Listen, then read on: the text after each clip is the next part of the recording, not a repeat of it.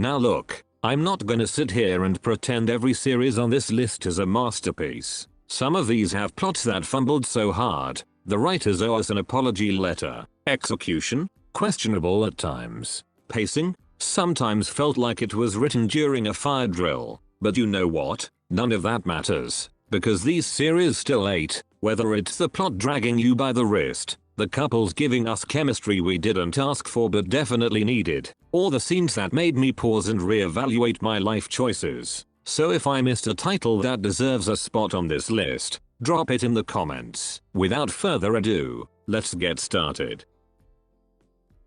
Beginning our list with Fake Fact Lips. 9 episodes into 2 rivals betting on who falls in love first, and Fake Fact Lips had me completely feral over the main couple's whoever breaks first loses rule that somehow escalates from drunken workplace tension straight into an actual relationship built on spite and denial. The premise is absurd by design, a rivals to lovers plot dressed up as a competition, and yet the chemistry between the leads sells every ridiculous beat of it, kisses, jealousy spirals, and all. My one gripe echoes what fans have been saying. That random third rival subplot near the end added unnecessary tension when the real hook was always just watching these two idiots pretend they weren't obsessed with each other. Even with a slightly shaky finish, the anime-like silliness paired with genuinely spicy chemistry made this one impossible to look away from. Rivalry has never looked this good on two men who clearly should have just kissed in episode 1 and saved everyone the drama.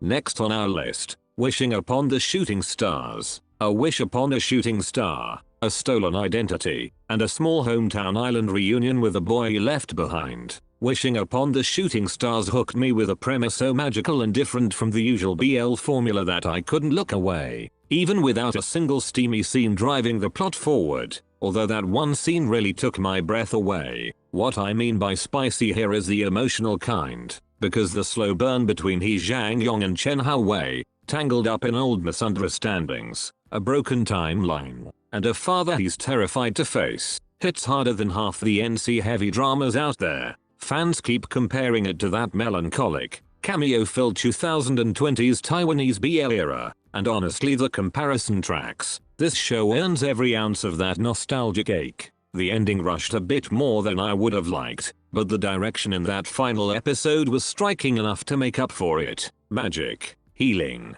and quietly devastating romance clearly don't need a single spicy scene to leave me completely obsessed. Also on our list, Payback. Payback wastes zero time earning its spicy reputation, dropping a real kiss by the end of episode 3 that fans are still talking about weeks later. Min and Top Tap's chemistry only escalates from there, with that riding scene across episodes 4 and 6 getting called some of the most intense minutes BL has produced all year, and I'm inclined to agree. What actually surprised me was how well the show balances that heat with substance, using Sun's shifting hair color to track past versus present so the revenge plot and mafia guilt never feel like a tangled mess. Solid fight choreography, real emotional weight behind the trauma, and a slow burn romance built on distrust rather than instant sparks round out a series that clearly earns its spot among this year's must-watch Thai BLs. Hot scenes aside, this one has got actual teeth behind the spice.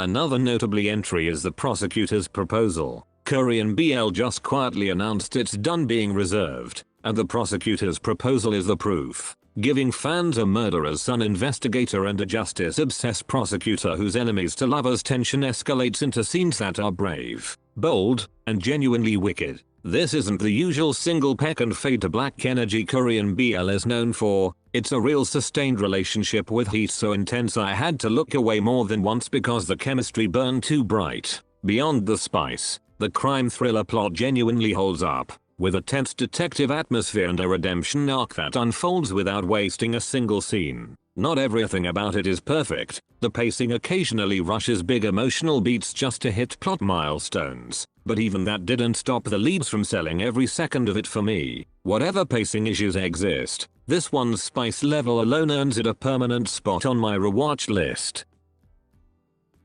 Up next we have, Not the Series. Thailand finally got its proper Omegaverse BL with Not, pairing boat oats already proven my stubborn chemistry with a mate bond during an unexpected rut premise that leans fully into pheromones, possessive alphas, and instinct-driven desire. Fans are torn on execution though, some calling the pacing and lifeless directing a genuine letdown for a story with this much potential, while others say the actors are clearly giving everything they've got despite a script that occasionally trips over its own world building. The spice is undeniable and exactly what pulled me in. But even I'll admit the info dumped lore and a suspiciously convenient we just happen to be in the same city coincidence in episode 1 had me raising an eyebrow. Add in some early subtitle drama that had fans fighting for a proper translation instead of AI generated garbage, and it's clear this show's chaos isn't limited to just the alpha omega dynamics. Messy plotting aside, the heat between the leads alone makes this one impossible for me to scroll past. Another strong contender, The Edge of Horizon. I went into The Edge of Horizon expecting a quiet historical romance and instead got full-blown palace tension between a prince and his childhood servant turned love interest that fans are openly saying makes them hold their pearls. Finn and Pob's dynamic works because the show earns it, years of buried unspoken feelings finally breaking loose instead of some instant crush. And that slow burn payoff is exactly why viewers are calling this the defining forbidden romance BL of the year. What surprised me most was Pob's persistent servant and master role fixation, which even devoted fans admit gets a little much, though it somehow adds to rather than distracts from the tension. Beautiful cinematography and political intrigue aside, my only real complaint matches everyone else's. Some of those emotional outburst scenes are mixed so loud they practically yank you out of the moment. Barely touching and somehow still this charged. This show has officially ruined slow burn for every other historical BL trying to compete with it. Aside from this list, Deepin is also one of the BLs I currently cannot ignore. No matter how hard I try, everything about it is electrifying, and with the finale airing next week, I'm equal parts excited and terrified to find out if we're getting a beautiful ending or a full-blown group therapy session. Which BL series do you think deserves a spot on this list? Let me know in the comments. Thank you for watching. See you on the next one.